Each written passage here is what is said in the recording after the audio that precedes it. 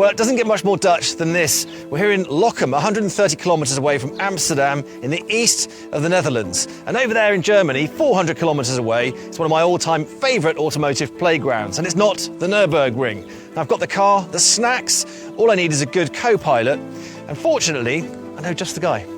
This is Danilo, Nio's chief engineer, and it's his job to make sure this car puts a smile on people's faces. I'm already smiling, so I'm really looking forward to this. Danilo, are you ready to rock? Yeah, sure. Let's do this.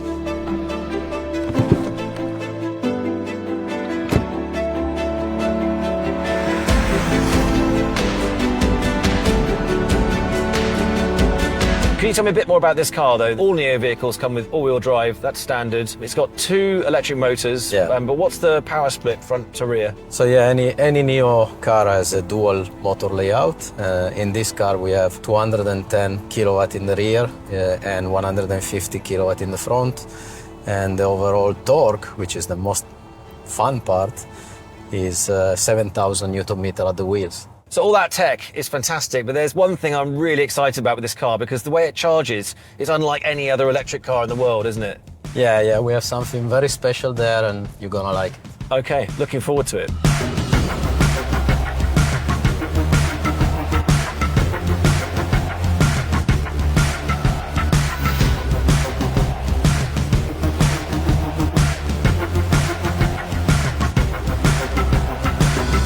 Now this is what you call a charging station. Now, of course, you can charge your Nio at home or using one of the regular rapid chargers, but this is one of Nio's power swap stations, and it's going to replace our spent battery with a fresh, fully charged battery. And all we've got to do is reserve one, rock up and let the magic happen. And the car will even drive itself in there in autonomous mode, which is fine by me.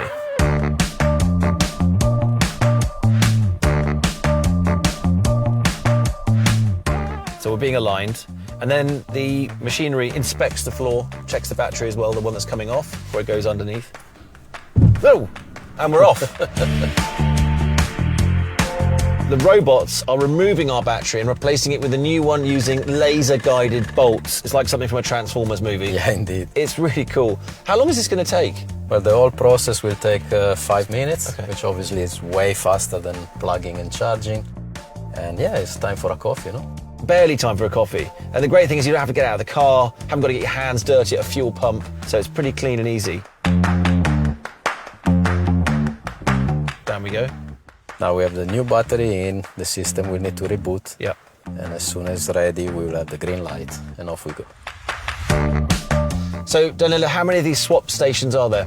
We have nearly 1,500, and we are adding week by week. And the good part of it, of this network, if we can actually have the opportunity to upgrade your battery.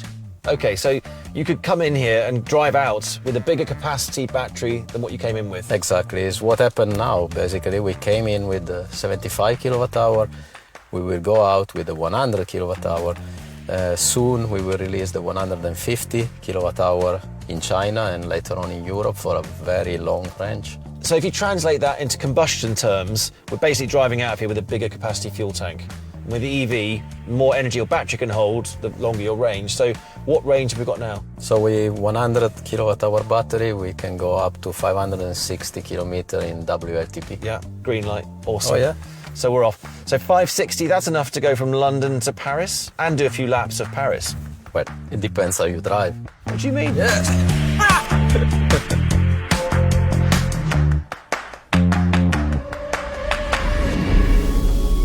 This is the formidable Bilsterberg circuit, deep in the forests of German Westphalia and once a secret test facility. This 4.2-kilometre roller coaster of a racetrack designed by Hermann Tilke is the perfect place to let the ET5 Touring off the leash.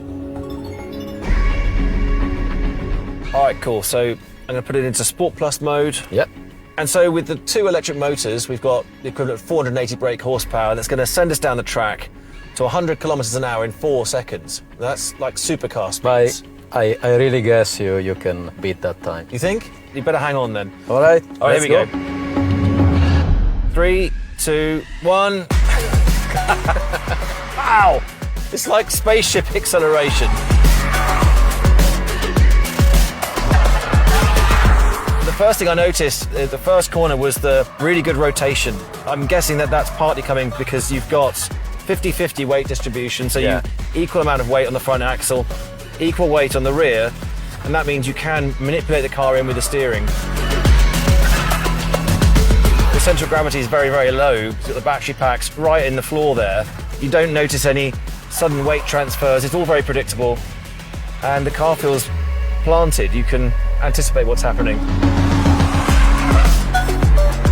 Good weight distribution, very low center of gravity. Also the wide tracks will help to the stability of the car. Yeah. And also it's a very high rollover resistance coefficient, so you can maybe dare a little bit more in driving.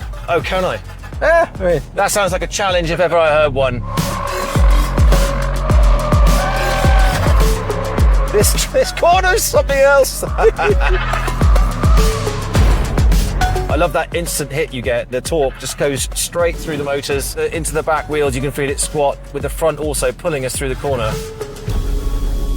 And you also have 5-link suspension on the front and the rear, which is actually unusual in a car in this class. That's quite sophisticated, advanced engineering, and means that the suspension can absorb forces in multiple directions. It also tends to smooth out the ride and handling. I mean, that's quite impressive.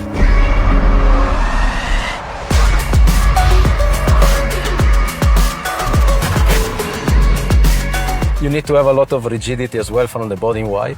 We've been using hybrid materials between steel for the cabin area where you don't want any deformation also in case of a crash. But then we are using also aluminum for the lightweight, which is also important for the acceleration and all the dynamics. And then we use the mega casting, especially in the rear, which give us a very rigid rear end. So also in the weight transfers, as we mentioned before. Because effectively the chassis twists, so it's great to have a car like this with a high grip level, but the chassis has to take that load, and there is an element of twist, and you want that because it helps the weight transfer, but you don't want too much. So that's why you're building in the hybrid components. Yeah, exactly.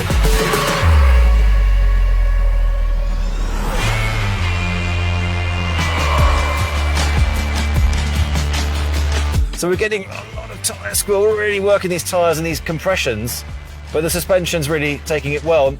I mean, performance is something you've obviously built into this car, and you've got that in your background. 2015, I know you guys won the Drivers' Championship in Formula E, and of course you developed the EP9, which is one of the world's fastest electric cars. So I guess it's part of your mindset. It is. We pay a lot of attention to that. We're very happy to beat the Nürburgring record back in 2017 with the EP9, and then the EP9 became also a development tool, if you want, because we were also using it on autonomous drive development. We're beating records in multiple circuits without the driver on board. But I guess we are having more fun now, right? I'm glad that this is not in autonomous mode. I'm very happy at the wheel and really making the most of this. Fantastic.